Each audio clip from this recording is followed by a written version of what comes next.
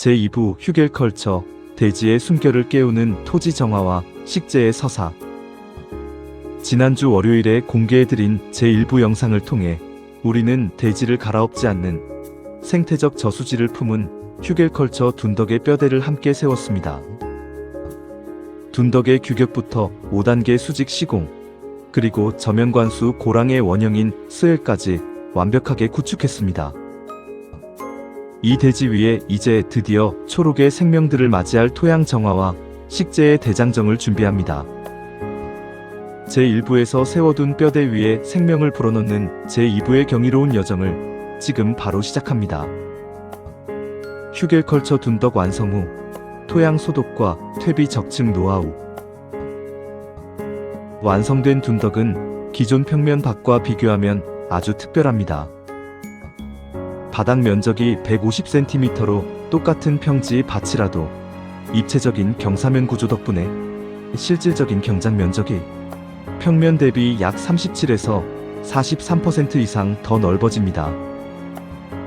이 강점을 활용하면 공생식물을 심을 넉넉한 공간과 농부의 몸을 편하게 해줄 작은 전동 수레가 다닐 통로까지 자연스럽게 확보할 수 있습니다. 둔덕 상단, 그리고 경사면에는 원하는 작물과 메리골드, 바질, 할려나 같은 공생식물을 다층으로 심을 수 있습니다. 또한 남북 방향으로 둔덕을 만들면 유리합니다. 평지보다 태양을 향해 비스듬히 경사져 있어서 햇빛을 받는 잎사각이 훨씬 유리해집니다. 이로 인해 광합성 효율이 높아지고 생육 환경도 혁신적으로 개선됩니다. 제1부에서 둔덕의 뼈대가 완성되었다면 오늘 2부에서는 본격적인 유기농 관리 요령을 차근차근 진행해 보겠습니다. 식재 전 꼭 지켜야 할 3가지 토양 소독 및 보정 원칙.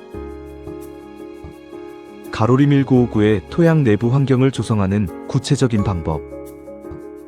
1. 지력을 키워주는 완숙 퇴비와 볏짚, 그리고 우드칩. 완숙 퇴비, 볏짚, 그리고 다양한 종류의 우드칩을 사용합니다. 이 자재들은 유용한 미생물들이 폭발적으로 증식하게 도와 가장 기본적인 땅의 힘을 길러줍니다. 여기에 미량의 목초액과 천일염을 더해주는데 100평당 1에서 2kg을 사용합니다. 또는 바닷물을 20대 1로 희석해 관수해줍니다. 이것은 토양 내부의 해로운 선충과 곰팡이를 소독하는 자연의 방법입니다. 1차적인 방어선이 되는 셈이지요. 초보자분들도 이 원칙만 묵묵히 지키시면 화학 약재 없이도 건강한 유기농 터전을 충분히 만들 수 있습니다. 2. 폐화석 천연 석회 사용. 철학하는 농부에게 흙은 단순한 생산 기반이 아닙니다. 수억 년 동안 생명을 순환시켜온 미생물들의 안식처입니다. 또한 대지와 나누는 대화의 장입니다. 건강한 농사는 흙 속 미생물과 깊은 교감을 나누는 것에서 시작됩니다. 그렇기에 밭에 뿌리는 작은 입자 하나조차도 달라야 하고 미생물들의 보금자리를 존중하는 따뜻한 매개체여야 합니다. 관행농법에서 흔히 사용하는 자재들은 생석회나 소석회가 대표적입니다. 하지만 가로리 1959의 땅에서는 철저히 배제됩니다. 이들은 물을 만나면 섭씨 70도가 넘는 열을 뿜어냅니다. 그 열은 정성껏 가꿔놓은 미생물의 생태계를 잿더미로 만들어버립니다. 또한 흙을 콘크리트처럼 점점 딱딱하게 굳히기 때문에 연약한 모종의 뿌리를 질식시키는 것이 다반사입니다. 가로리 1959는 태안 바다의 품이 길러낸 조개 껍데기를 곱게 으깨어 만든 천연 폐화석을 선택합니다.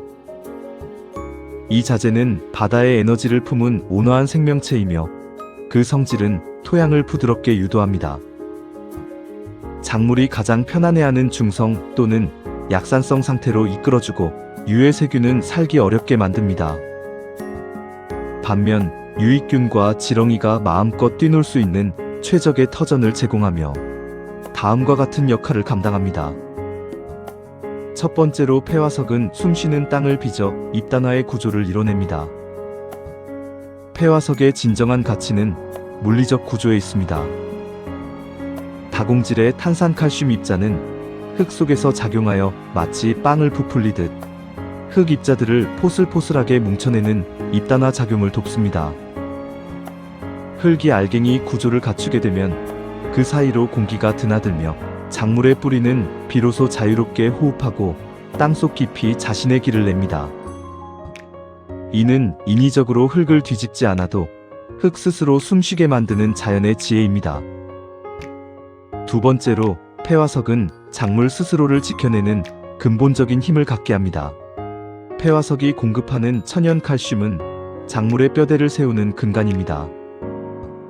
세포벽을 촘촘하게 다져주는 이 칼슘은 병해충으로부터 작물 스스로를 방어하는 강력한 면역력이 됩니다. 외부의 화학적 개입으로 억지로 키우는 것이 아닙니다. 작물 스스로의 힘으로 건강하게 자라날 수 있는 기초를 마련해주는 것입니다. 이것이야말로 자연농법이 추구하는 진정한 가치입니다. 세 번째로, 폐화석은 식물 순환의 고리를 잇게 합니다. 폐화석에는 미세한 구멍들이 있습니다. 이 구멍은 눈에 보이지 않는 미생물들에게 더없이 포근한 서식처가 됩니다. 미생물들이 활발히 활동할 때 비로소 대지가 거듭납니다. 죽은 흙에서 살아있는 생태계로 찬란하게 부활하는 것입니다. 가로리 1959에서는 바다의 기억을 간직한 껍질이 대지의 품에 안깁니다. 그리고 다시 흙의 생명이 됩니다. 그저 자연이 순환할 수 있도록 길을 닦아줄 뿐입니다. 우리가 정성껏 내어준 이 순수한 순환의 고리 위에서 흙과 식물, 그리고 우리 가족의 건강한 삶은 더 깊고 단단하게 숨쉬게 될 것입니다. 가로리 1959는 폐화석에 이어 순수 원소 그대로의 천연 유황을 사용합니다. 합성되지 않은 순수 원소 유황은 대지가 품어온 가장 오래된 천연의 방패이자 치유의 광물입니다. 유럽의 선진 유기농업 중에 바이오다이내믹이라는 농법이 있습니다. 바로 이 농법에서 가장 깊이 주목하는 원소가 바로 유황입니다. 유황은 단순히 병해충을 쫓는 도구가 아니라 대지와 식물의 면역력을 완성하는 핵심 원소입니다. 첫 번째로, 천연 유황은 생명의 필수 영양소이자 견고한 방어막입니다. 유황은 질소, 인, 칼륨에 이어 식물 생장에 필수적인 제4의 영양소로 꼽힙니다. 작물 체내에서 단백질과 아미노산 형성을 돕는 근본적인 양분이지요. 무엇보다 유황은 세포벽을 촘촘하게 다져줍니다. 덕분에 식물의 즙을 노리는 해충의 주둥이나 조직을 파고드는 병원균의 침투라는 물리적 공격을 거뜬히 막아냅니다. 나아가 가뭄이나 저온, 토양 산성화 같은 혹독한 환경 스트레스 속에서도 빛을 발합니다. 체내 항산화 효소의 합성을 촉진해 유해한 활성산소를 중화시키고 외부의 어떤 변화에도 무너지지 않는 강인한 생존의 자아를 지켜냅니다. 두 번째로, 천연 유황은 균류의 숨통을 잠재우는 정교한 물리적 작용을 합니다. 화합물 농약처럼 독성으로 대상을 무차별 파괴하는 것이 아닙니다. 순수 원소 유황은 다릅니다. 곰팡이 포자의 지질 세포막을 직접 투과해서 에너지 대사를 교란합니다. 이를 통해 흰가루병이나 잿빛 곰팡이병 같은 균류를 막아냅니다. 그래서 이 균류가 잎과 줄기에 발화하는 과정을 원천적으로 차단합니다. 눈에 보이지 않는 미시세계의 질서를 바로잡는 가장 과학적이면서도 절제된 방식입니다. 세 번째, 천연 유황은 은은한 향기와 바람으로 평화로운 경계를 이루어냅니다. 유황 특유의 온화한 휘발성 기운은 응애, 총체벌레, 진딧물 같은 작은 해충들의 발길을 조용히 돌려세웁니다. 억지로 목숨을 빼앗는 살생의 방식이 아니라 스스로 머물 자리를 거두고 물러서게 만드는 보이지 않는 자연의 장벽입니다. 인위적인 독성으로 땅을 올가매는 대신 대지가 품은 원소의 지혜를 가만히 빌려옵니다. 그렇게 유황은 스스로 숨쉬는 정원을 완성하고 외부의 어떤 거친 바람 속에서도 가장 평화롭고 단단하게 자라나도록 작물의 품격을 지켜냅니다. 3단계 생태적 방어막 구축과 조화로운 운용. 가로리 1959의 외곽 방어 환경 조성. 1. 물리적, 화학적 외곽 방어선의 정교한 설계. 밭의 테두리와 작업로 입구에 폐화석 가루와 유황 희석액을 나란히 배치하여 튼튼한 이중 방어선을 만듭니다. 두 자재가 직접 섞이지 않도록 구역을 명확히 나누어 각각의 방어선을 형성합니다. 첫 번째로 1차 외곽 방어선입니다. 바깥쪽에는 15cm 너비의 폐화석 가루를 얇게 펼쳐 뿌려 물리적 장벽을 만듭니다.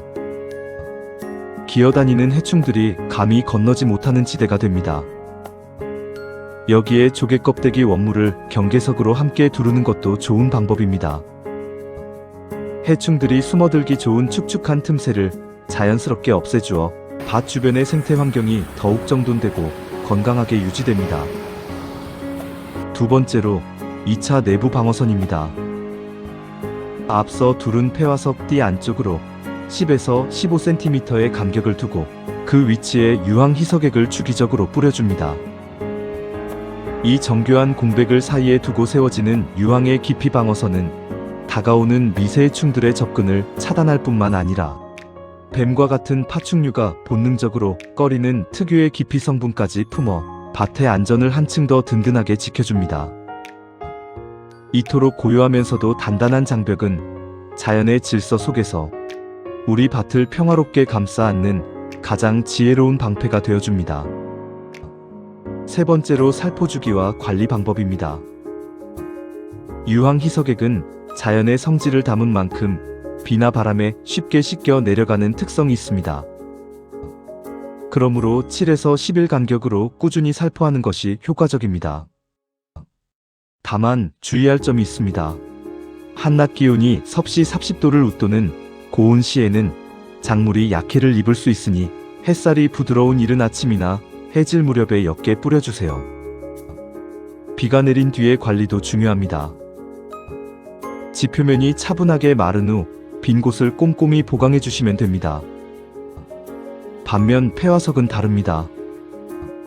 매주 번거롭게 뿌릴 필요가 전혀 없습니다. 한번 대지의 품에 안기면 몇 달간 든든한 효과가 유지됩니다. 계절이 바뀌어 숨결이 달라질 때 눈에 띄는 부족한 곳만 가볍게 보충해 주시면 충분합니다. 2. 공생식물과 함께하는 살아있는 방어막. 가로리 1959는 화학적 방어선에만 의존하지 않고 둔덕 경사면을 최대 활용합니다. 이 경사면에 메리골드나 한려나 같은 공생식물을 심어보세요. 이 식물들은 자신만의 능력을 지니고 있습니다. 뿌리에서 해충을 쫓는 물질을 스스로 내뿜어 든든한 살아있는 방어막 역할을 해냅니다. 자연의 힘을 온전히 신뢰하는 것, 이것이 바로 자연농법의 진정한 백미입니다. 3. 방역 발판과 장화 이원화로 방역의 빈틈을 채웁니다. 밭 진입로에는 폐화석과 천일염을 섞어 만든 소독조를 두고 전용 고무장화를 신어 외부의 교차 오염을 철저히 막습니다. 유럽 생태농업의 핵심 철학이 바로 여기에 있습니다. 인간의 인위적 간섭을 최소화하고 자연의 자가 치유력을 온전히 믿는 것입니다. 그래서 소독과 방어막 조성 후에는 10에서 14일간의 침묵과 격리 기간이 이어집니다. 이 시기는 폐화석과 천일염 등 토양에 투입된 자재들이 빗물과 대기 속에서 자연스럽게 동화되어 본연의 효과를 안착시키고 일시적인 변화를 겪은 토양 미생물 군집이 스스로 화학적, 생물학적 균형을 재조립하는 온전한 시간입니다. 방제 과정에서 흙과 어린 모종이 느꼈을 미세한 긴장감을 내려놓고 농부의 발길을 차단함으로써 스스로 호흡을 가다듬으며 자가 치유력을 발휘하는 평화로운 생태적 여백이지요. 이것은 흙을 온전히 믿고 잠시 물러나주는 철학하는 농부만이 실천할 수 있는 가장 지혜로운 기다림입니다. 4. 휴겔컬처의 건축술. 120cm 대칭형의 스웰 고랑. 무엇보다 이 스웰 고랑은 고된 육체 노동에서 농부를 해방시킵니다. 이 고랑은 토양 및 작업 환경에 적합하도록 둔덕 간격이 120cm로 설계되었습니다. 이 기준에 맞춰 가로리 1959는 스웰 고랑 시스템을 구축합니다. 첫 번째로 평면 디자인입니다. 전동 수레가 편안하게 다닐 수 있도록 중심 부분은 60cm의 넉넉한 통로를 만듭니다. 그리고 양옆에 너비 30cm, 깊이 40cm의 스웰 고랑을 각각 정밀하게 배치합니다. 둔덕 양옆에 파인 이 물길은 단순한 고랑이 아닙니다. 이곳의 고인물은 양방향에서 저면관수 원리에 따라 각 둔덕 내부의 통나무 스펀지로 스며들고 그 생명의 수분을 위쪽의 식물들에게 끊김없이 올려줍니다. 두 번째는 둔덕의 단면 디자인입니다. 이때 고랑을 채우는 자재의 황금 비율이 빛을 발합니다. 맨바닥에는 조개 껍데기를 7cm 두께로 깔아 물 빠짐과 통기성을 잡고 그 상층에는 우드칩과 볏짚을 33cm 두께로 채워 거대한 유기물 레이어를 완성합니다. 이 정교한 설계 속에는 깊은 과학적 원리가 담겨 있습니다. 고랑의 자재들이 마치 거대한 천연 스펀지처럼 작용하여 땅속 모세관 현상을 통해 수분을 둔덕 전체로 균형 있게 밀어 올리는 것입니다. 이로써 둔덕 전체가 마를 새 없는 완벽한 생육 환경을 갖추게 됩니다. 눈에 보이지 않는 땅속 물길의 흐름까지 꿰뚫는 수문학적 균형, 그리고 매일 물을 주어야 하는 밭일의 고단함에서 농부를 구해내는 노동의 해방. 이 두 가지를 동시에 달성하는 것. 이것이 바로 가로리 1959만의 깊은 노하우가 담긴 영토 건축술입니다. 대지에 새기는 유산. 비록 지금 눈앞의 모습은 투박한 둔덕으로 보일지라도 둔덕 내 땅속의 나무들과 흙은 오랜 세월의 지혜를 품고 있습니다.